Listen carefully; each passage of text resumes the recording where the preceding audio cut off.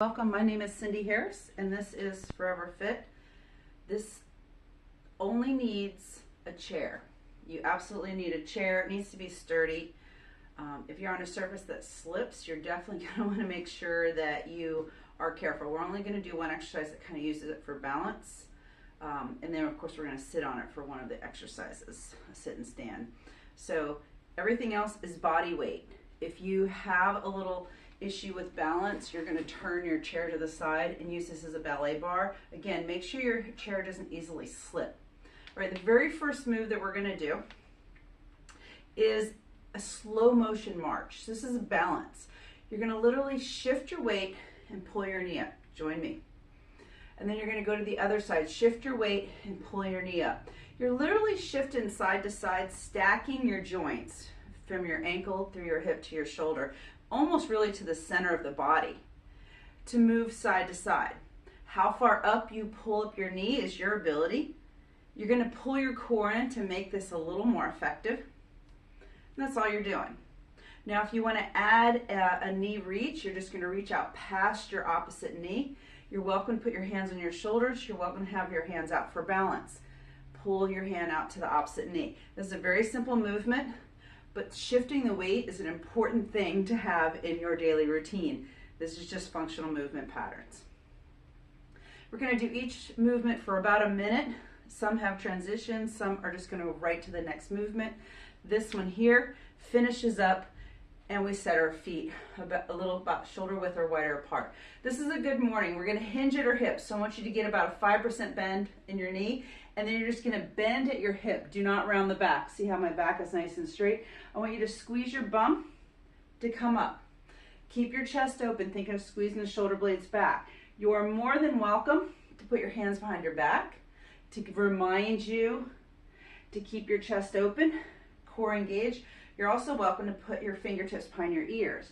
Now one of them is going to feel better because this is external rotation. This is internal rotation on your shoulder. So what your shoulder will handle will what you'll do.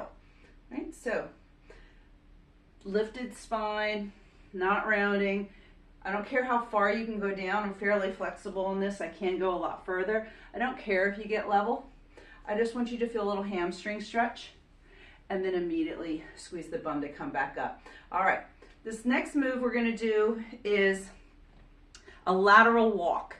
I'm going to go sideways and then I'll face you while we're doing it. When we're in a lateral walk, we're going to set our feet wider than normal, hinge your hip back. So this is that good morning. That's why it's such a practical move to have. Pull your core in. I want you to keep your chest lifted. I don't want you folding forward. You shouldn't be looking at the floor. And then all we're going to do is step side to side. So in this like squat and athletic crouch, is you're just going to step wide and come in slightly wide. Step wider, come in slightly wide. Now I don't tell you exactly how far to walk. I'm just using terms. Wide, little less wide. If I am stepping wider than you can handle, you're not going to step this wide. Right? So how wide can you go and have control? How wide is your determinant. But I do need you in this bent position. If you're standing up too high, you're going to put a lot of pressure in your back. I want you working these lateral angles, these lateral muscles, because we don't do a lot of lateral movement in life, yet we need them because when we do, we want them to function for us. All right, last one, and then we're going to come up and you're going to need the back of your chair as a ballet bar. So this very next movement is a heel-toe rock. So you're going to get behind your ballet bar, back of your chair, or you can hold onto the wall if you would prefer that, and set your feet underneath your hip bones. What I'm going to have you do is that I want you to lift up onto the ball of the feet, coming up all the way, and then I want you to come down flat, and then I want you to pull the toes up. You're going to rock back flat, lift up onto the ball of your feet. You're going to come back down and pull the toes up. Now you need to pay attention to your own body, because what I don't want you to do is come back to get the toes up.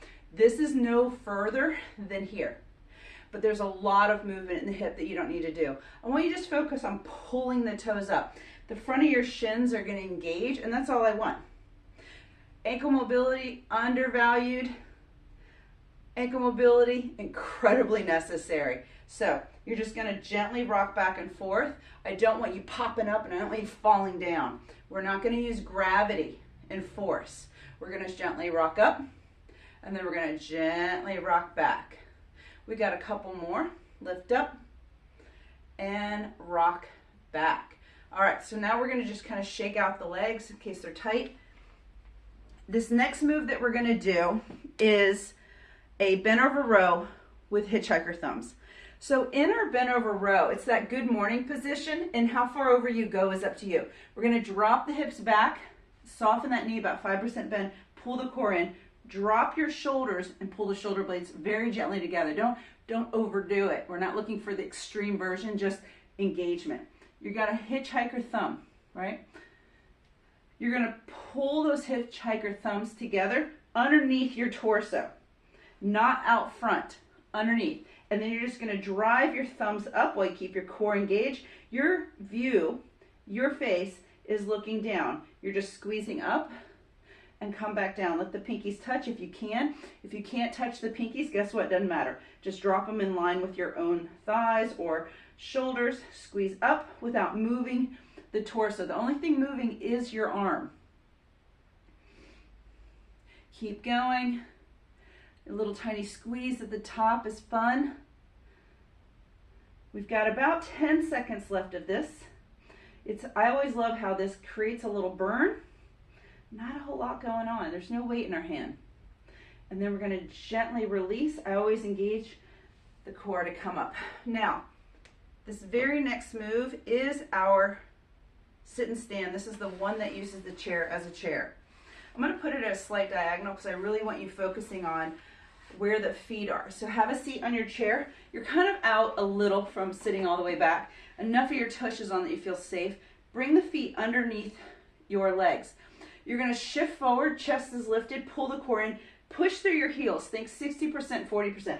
Push up and come back down, soft landing. Press up, come back down, as soft of a landing as you can have, right? So at some point in time, you're going to come down, you're going to be like, ugh, and you're going to fall. You're looking to get that stronger so you can handle the landing. All right, now, if your knees are arguing with this decision, you are welcome to pull them in further, pull them out further. Shift over. When we shift our weight over, we keep our knees in line with our shoelaces, ankles, and this is a little bit safer place for our knees. If you can handle further in, do it, but listen to your knees. If your knees send you a signal that says they don't like it, you're not doing it. All right, last one, we're coming on up. You're gonna move this to the side.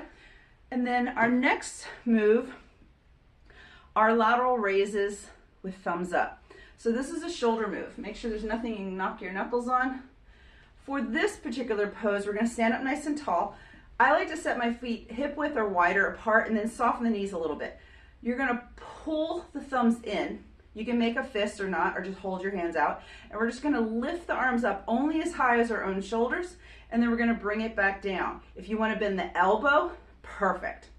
Doesn't have to be straight. I wanna see the arm lift without the neck lifting, right? So when we lift just with the arms, we get our deltoid. When we lift with the neck, we add in upper traps. Those are those tension muscles in the back of our neck. We don't need those. We really don't need those added in. So just try to keep them down. And then note if you're lifting them as you're doing this because you're concentrating. Because that's what we do when we concentrate. We kind of lift up our shoulders. So keep them level. Keep the thumbs pointed down. And again, you can hold the hands out. That part doesn't matter. And we just get a little real deltoid work going. We're going to do one more. And then we're going to gently come down, shake it out. So this next move, you are going to need your ballet bar / back of the chair, and we're going to do a hip hike. This is very specifically, I'm going to ask you to keep the standing leg perfectly straight. Do you need to lock it out? No. So a locked out knee forces back, a softened knee is just like 1% bend. You're going to bend the other leg, and all you're going to do is pull this hip bone up higher, and then you're going to allow the hip bone to drop. Now, what most people do is they tend to make this about the standing knee. No, this is all about the hip. So I'm going to turn myself sideways. So you're just going to bring the hip up and then let it fall down low. Bring the hip up. How much movement you have in your hip is individual to you. I do this all the time, so I can move pretty far. Now let's switch to the other side. I'm going to move the whole chair because I have a very light chair. You're welcome to just move your leg. Lift the hip up nice and high. Drop it nice and low. Lift it up and drop it down. Bring it up and lower. This again is one of those nice soft lift. Do not fall down. We're not letting gravity pull us in and out of our shapes. All right, so that was the end of round one. You know every exercise we're going to do, and we're simply going to repeat each one. If you need to shake it out, if you need to get a drink of water, this is when you're going to do it. This next round starts with those slow marches. So you're going to get your feet about hip width apart, or if you want wider, if you go wider, it's a little harder to stack your joints. You get to choose. You're just going to shift your weight onto that leg without a locked out knee, softness, pull the core in, bring the knee up. These are slow motion marches. All you're looking to do is find balance, a little bit of a moving balance challenge. If you flex the foot, good for you. If you don't want to, let the toes hang. I'm more concerned with the softness in the standing knee, more concerned with the core being engaged. And then if you want to start to add arms, you can either reach for that opposite knee. You can also bring your elbows up and twist your elbow in. Now, if you're going to bring your elbow in, this is what I see a lot of people do. It's leg coming across. No, you're still marching. You're basically just turning the torso. So if you want to go for the twist, that's fine. Pay attention to what you're doing. Are you trying to twist the knee and the torso? No, just torso. We're going to do a couple more of these. And then we're going to move into our good morning. So set your feet about hip width or wider. I'm going at a diagonal so you can see that I have softness in my knees. Your torso is super straight. You're hinging at the hip bone, right? So your back stays straight. Don't allow your back to round. This is going to aggravate your back, your low back specifically. Pull the shoulder blades in. I have a little bit of a stretch in the hamstring. I'm going to squeeze my tush to come up. If you want your fingertips behind your ears, it does help you pull the elbows back. If you want your hands behind your back, because it's a little too much on your shoulder, your rotator cuff, please put them behind your back. You can also put them on your thighs. Now watch out, when we bring our hands down, we tend to round. And I want us really rigid through our torso. Lifted chest, core engaged. Now, if this is really hard for you, it's because you might have weak back muscles. So this is probably what you need. So practice this strong movement pattern because it is necessary for so much that we do in life. All right, so this next move is our lateral step.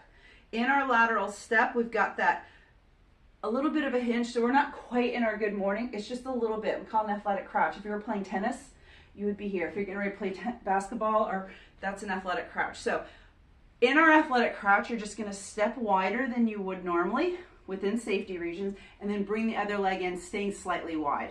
Step out, step in. Don't step all the way in. It feels like that's more impressive. No, I want this to stay engaged fully. I don't want it to leave the work. And then when you go in the other direction, now this side's going to step out. Keep the core engaged, keep the chest lifted. There's a tendency to get low with just the torso. So when I want you here, this is all I need. But a lot of times I see this. We're not looking for contact, right? Keep your chest up. All right, so we're going to keep going. We probably have a couple more side to sides. I'm just going to turn and face you again. You're taking your time. You're just engaging the muscles. This is not the workout to, impress everyone with. I'm just looking for functional movement patterns in the bigger joints. All right, we can come on out of that. And we're going to bring the back of our chair towards us as we go into our heel-toe rocks. Remember, this is for ankle mobility. Stand behind your chair, comfortable width to your feet. Make sure you're close enough that you have a bend in your elbow. And then you're going to gently lift up on the ball of the feet. And you're going to come back and allow the toes to pop up. I'm going to pop back so I'm still in the frame. So remember, roll up, come flat, and send the toes up. Now, can you be perfectly straight and pull the toes up? No, there has to be a tiny bit of a lean. I just don't want you popping the hips back with a heavy hinge at your hip. Nice and tall, come down, pull the toes up. We're just firing the top of our shin muscles. Pull, we rock, we flatten, we pull. Keep going. If you don't need balance for this, well, I don't know who doesn't. There's somebody out there who doesn't. You can let go. I like balance because I want you to focus on this move. All right, so this next move that we're going to do is our bent over row, or bent over fly, because this is more of a fly motion. We need that athletic crouch and almost a good morning hinge, as much as you can handle. The further over you go, the better, but make sure your low back's not involved. Get those hitchhiker hands in there, peaky sides touch, drop them underneath the torso, and then lift the thumbs up, squeezing those shoulder blades. You keep the shoulder blades gently squeezed, and there might be a little extra squeeze at the top, but nothing aggressive. So don't do a heavy, big pull, right? So nothing needs to be exaggerated. Sometimes in fitness we think more is more, and it rarely is. You're just going to move through this pattern. If you got to pop your gaze up to check something, do it, but then bring it back, because that's going to lift your head into this unnatural angle, or I should say unnecessary angle. So we're going to keep rowing, or keep reverse fly. Squeezing those shoulder blades. We probably got about 2 more. Probably a nice little burn going. And then we're going to gently release the hands. If you need your hands on your thighs, go ahead and stand. And you can shake out the glutes because they're probably getting tired. Shake out the arms. The next move we're doing is the sit and stand in the chair. So you're going to get your chair. You're going to have a seat, not all the way back, not all the way out. Bring the feet underneath your knees. Shift forward, press into your stand, and come back down. Come all the way up to stand, come all the way down, take a load off. Shift forward and press. Keep going through your sit and stand. I'm just changing the angle that you can see what's happening, because you can't just press straight up. You've got to lean your way over your heels, and you're pressing through your heels. Now, it's not 100% heels. When I say press through your heels, doesn't mean there's no toe activity. It just means about 60% of the pressure is in the back of the foot and 40% on the front. And why? Because when we lean more into the front, we're going to travel that tension up through the knees. And most of us, our biggest complaint is our knees. So make the big muscles do it. When we shift forward, we're going to pull more glute in, right? And that's what we're looking for. We'll do one more, and then we'll come up and we'll stay here. We're going to move the chair out of the way, just so we don't hit it with our knuckles, because we're going to go into our lateral raise. This time, the thumbs are down. You do not need to have hitchhiker hands. You can have your palms open. So we're going to just bring the hands all the way out to our own shoulder height, no higher, and then release. Lift them up and down. If you want to add a little tension, press the fingers down before you lift and come down. Press the fingers down before you lift as you come up. Press, slow return. You don't need to press at the bottom. Just press down to come up, and then what is there is there. Now when we do the smaller muscles like the bent over row or bent over fly, which is truly what it is, and these lateral raises, you're in a smaller muscle, and everything we're doing is a minute long.